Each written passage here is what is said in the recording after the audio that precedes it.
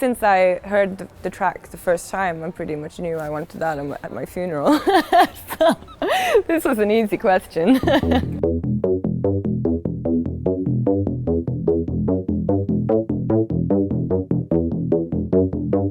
Hi, I'm SPFDJ, and this is my DJ Shortlist.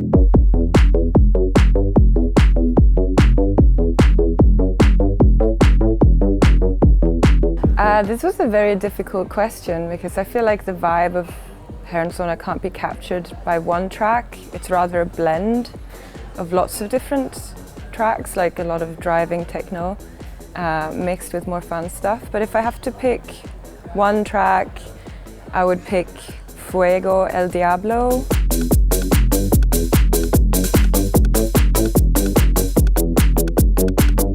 It's an old trance track from the mid-90s that has some drive.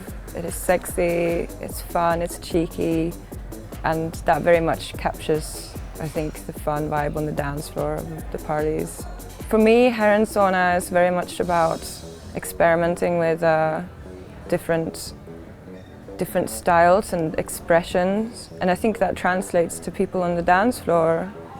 I think people feel really free to express themselves for exactly who they are. I got a booking after a friend of mine sent Herrensauna one of my mixes that I just put up on my own SoundCloud. It was called Book Me For Your Club in all capitals.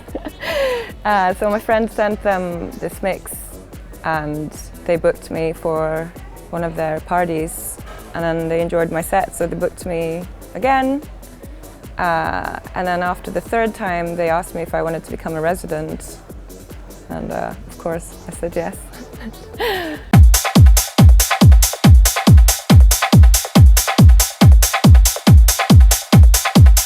Yeah, the Dekmantel set, the four-way back-to-back-to-back, that was really special. It's gonna stay in my mind for quite some time.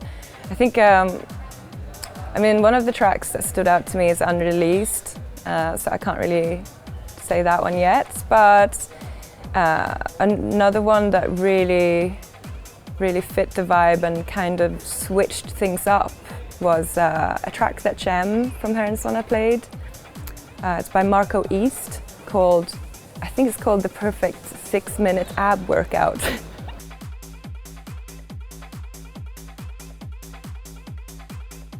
You can kind of tell the vibe of the track in the track title.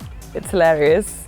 But it's just so bouncy and energetic and fun. And it just fit the timing so well, and it just kind of created ecstasy in the crowd. It was great. I really like playing back-to-back with people because I'm feeding off their energy and I feel much more relaxed, and like I get so hyped up when they are mixing well that it boosts my energy, whereas when I'm playing solo, it's like I'm relying on my own energy only. And yeah, sometimes it doesn't carry. But yeah, back-to-backs is my favorite, really.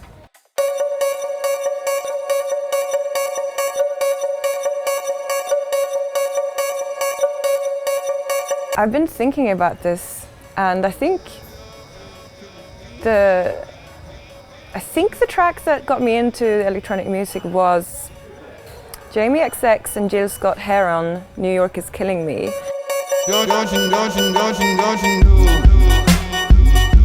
I remember watching a very early Boiler Room set by Jamie XX. This was like springtime 2010.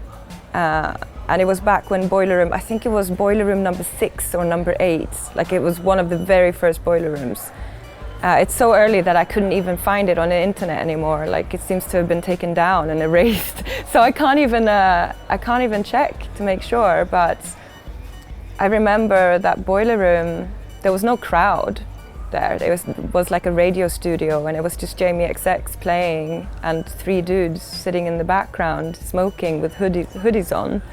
Like they looked so suspicious, you know? And I just remember looking at that set thinking, wow, this is a culture that I've just never seen before. Like, what is this dubstep? And, you know, these dudes just sitting there smoking, like bobbing their heads. And one track that really stood out to me in that set, I think that was New York Is Killing Me, but it wasn't out yet by then, but by that point. I think it was released in 2011, so can't know for sure, but I think it was New York Is Killing Me. I think one of the very early things that got me hooked was, you know, I'd been going out to nightclubs before I really found electronic music, but it was never that good of an experience. I mean, you'd have just sleazy guys hitting on you, trying to kind of grind on you on the dance floor. And then I went to some electronic music parties, and no one was there to hook up. People were there just for their music, and they were just passionate about the music. And I just found that so interesting. Like, no one's grinding on me. They're just like gun fingers sort of in the air. And I just felt a lot more sort of free to just be in that space. And I think that helped to draw me into that culture.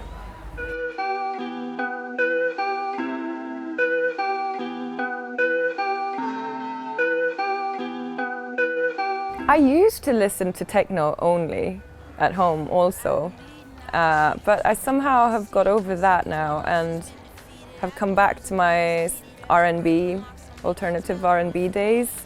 So I listen to a lot of that, like some neo soul. I've been rinsing Giveon recently, listen to a lot of Giveon. I absolutely love Juasale. They're an artist from, I think, Minnesota? God, Minneapolis. Oh my God. And I would say one of my favorite tracks from them is Cat Scratch. Don't you leave, rocking with your feet, claws, lips, lock, tick, tock, tea, where'd you leave them here? I think actually after a gig weekend or after a night, that's when I'm feeling the most excited about techno again. So I'll frequently like go digging for music after a gig weekend, or you know, start producing on the plane back home from wherever I've been to play. So I don't really have breaks, you know, directly after, but it is important to take breaks also in the middle of the week, I'd say. That's the time to not listen to techno.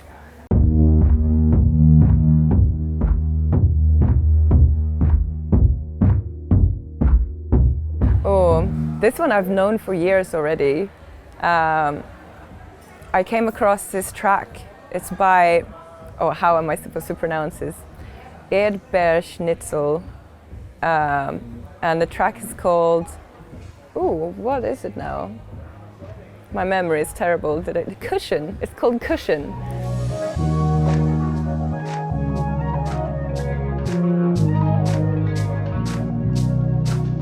It's a very beautiful track. It's like a house track. And it just sounds like it's an ode to a long journey. The whole track it sounds like you're saying goodbye, but without the heartbreak, because it's emotional, but it's not depressingly sad. And the whole song just sounds like closure to me. It's perfect. Since I heard the track the first time, I pretty much knew I wanted that at my funeral. So, this was an easy question. Part of my impression of this track comes from the video to the track on YouTube.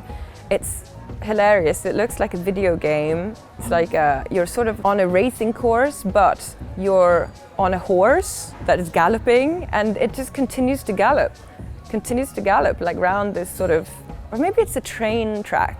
I can't remember, but it's basically a journey, and it's very whimsical or like weird with the horse, but very static, and it just feels like a journey.